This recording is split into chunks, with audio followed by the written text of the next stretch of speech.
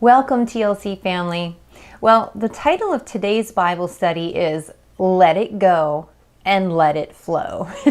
Now, when I hear Let It Go, automatically that Disney soundtrack starts playing in my mind. Let it go, right? And I got really curious this morning. I started trying to look up, how much money did that song make? That was really popular, and every little girl that I know, nieces and that, were singing, let it go, let it go.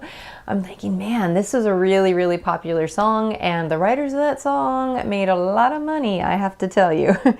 But what I mean by let it go and let it flow today is I want to talk a little bit about offense. Has anyone ever offended you? Like really rubbed you the wrong way, hurt your feelings? Maybe they were not a believer and they didn't even know any better. Maybe they were a believer and they should know better. They should be walking in the love of God, but they didn't, right? And they hurt you. They said something that was wrong. They did something that was wrong. That feeling of offense. I have to tell you, I don't love conflict personally. And so if there's anything relationally that happens like that, I tend to dwell on it, and it really bothers me until there's been some kind of resolution. But, I'm thinking about offense today. And, some people, they can just be jerks, right? They can just do something that's wrong. But last Bible study, we were talking about the mercy of God, right? And how God runs towards us, right? The Father runs towards us.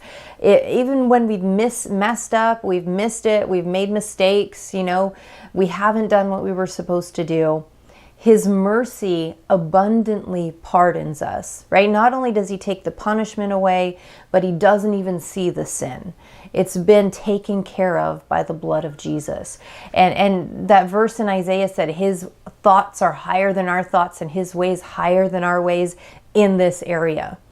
But I want to help us kind of think a little higher and a little better today in thinking about how the mercy of God has been given to us, right? He's been so merciful and so loving.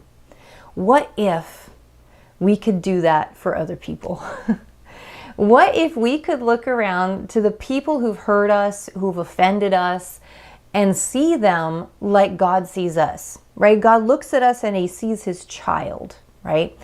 And think about how you treat your child, right? You don't expect them to be perfect.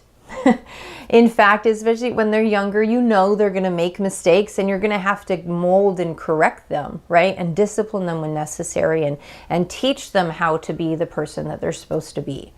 And that's kind of a given with children. Think about how God treats us like that, right? He looks at us as his children, and he knows, okay, we're going to stumble and fall, we're going to make mistakes, and he's going to be right there to pick us up and love on us, and show us how to live life better, how to do it living out of heaven and doing the way that he would do it. What if we could look around at people like that and see them as, they're not going to be perfect. They're going to stumble and fall and make mistakes. And maybe we can be ones to be there to help guide them and just love them through it. And really, restore them when necessary. That's what God does for us, right? What if we could let it go, let the offense go, and let forgiveness and love and mercy flow out of us instead? So instead of holding on to that offense and letting it, fester and getting all bitter and, thinking all these bad thoughts about people, talking bad about them, spreading all these things. Oh, did you know what they did to me? Well, this is what they said to me. And we start, really trying to ruin their reputation too for people around them. Ugh, that's ugly, right? That's not the love of God. Instead, can we let that offense go? And let forgiveness and mercy and love flow. Let it flow out of us. just like Jesus has loved us and forgiven us. Let's look at a verse for this. Matthew 18:21.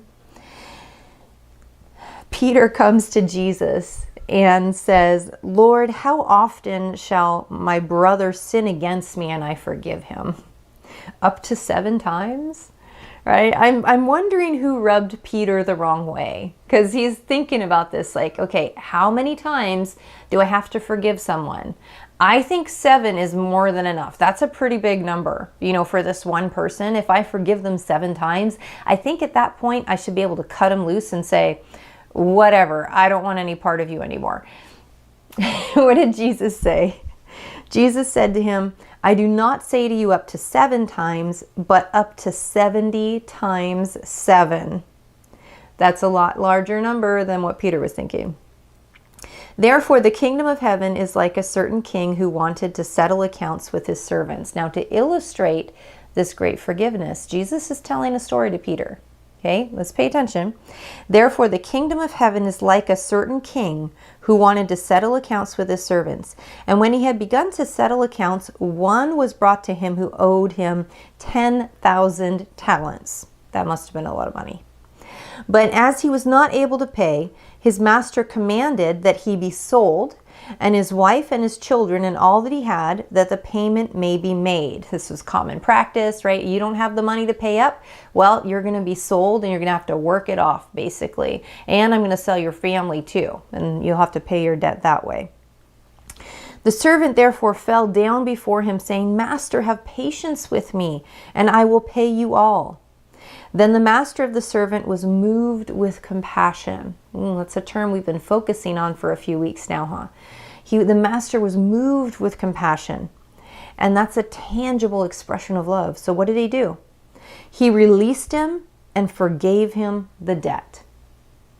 So this is a really neat example of, that Jesus was giving Peter for forgiving someone. Hey, this servant, he messed up big time. He couldn't pay what he owed, right? He deserved to be sold, him and his family, to pay off the debt. But the master forgave him the debt. He was restored to his family, didn't have to pay the punishment for that. But if you know the story, it continues on that this same servant that was forgiven this big debt went and found someone else who owed him a small debt and started like beating him and angry and said, I'm going to, have you sold and to pay off the debt and whatever. This same circumstance that he just found himself in, now he's doing this to someone who owed him a little bit. And he had this guy thrown in prison. And the master, the word got back to the master who had forgiven this servant 10,000 talents, right?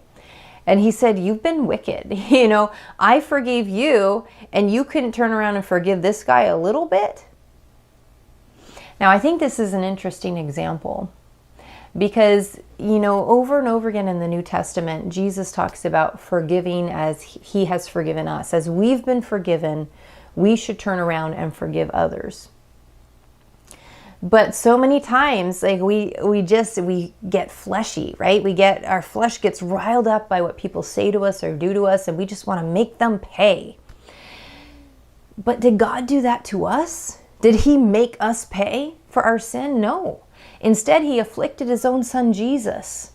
He took stripes on his back. He died a horrible death on the cross. He died and went to hell and paid our price down in hell. He took all of our punishment. So we didn't have to be punished. That was his mercy. And now he says, hey, can you be merciful to other people too?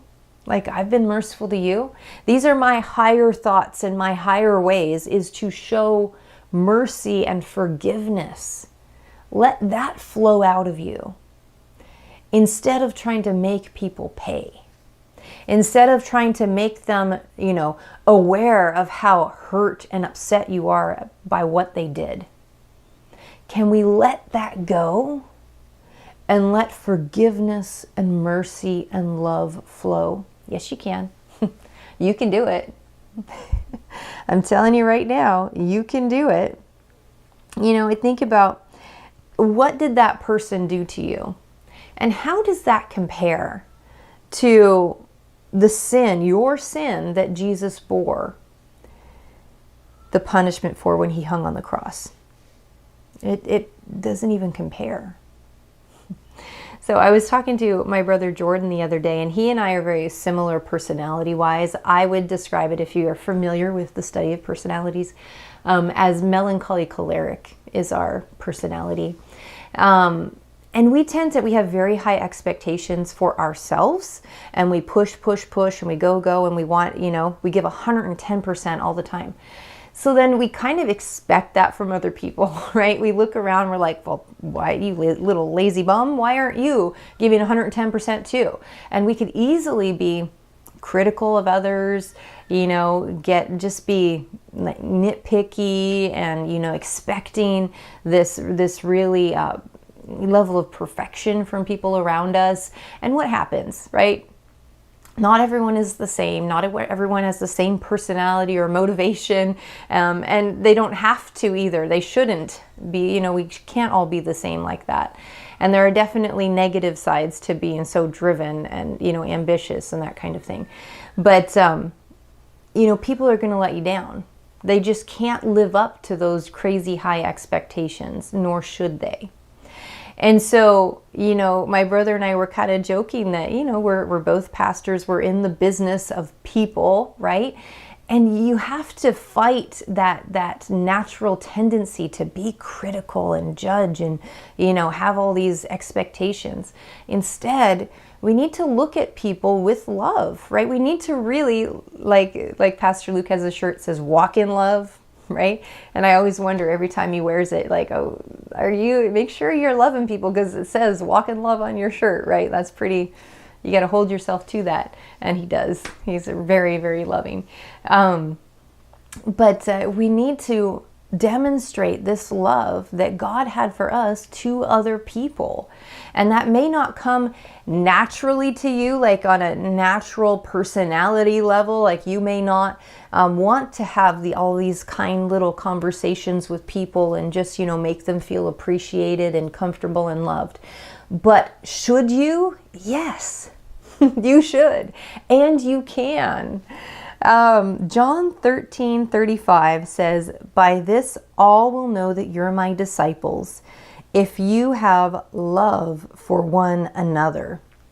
This is the marker that tells people if you're a follower of Christ or not. If you are loving people around you. If you're letting that love and that mercy and that forgiveness flow. Can you do it? Absolutely. And you know what? If you've been struggling with this, guys, if you've been letting people get to you and you've been just holding on to offense instead of letting it go, then I would just challenge you to just start meditating on the love that God had for you. Because it's so big and so great. And like Isaiah said, his thoughts are so much higher. His ways are so much better than ours in this way. He loves big. And if we start meditating on the love that God had for us, how he forgave us, how he was so merciful to us, then that will help you demonstrate that love to others as well. Because you are a child of God. He gave you his substance, his stuff when he moved on the inside of you. When you accepted him as your Lord and Savior, man, you became a new creation, a new creature. And he moved in with all of his love and his joy and his peace. You have his love. You can love as he loved you. You can forgive as he forgave you. And so let's just stir that up today, right? Let's stir that up. And if people do you wrong today, 10 minutes from now, if someone hurts you or does something to offend you, let's just pause for a moment and think about the love and the mercy that God has shown us and let that flow out. Let offense go and let love and mercy and forgiveness flow today. You can do it. Amen. Have a blessed day.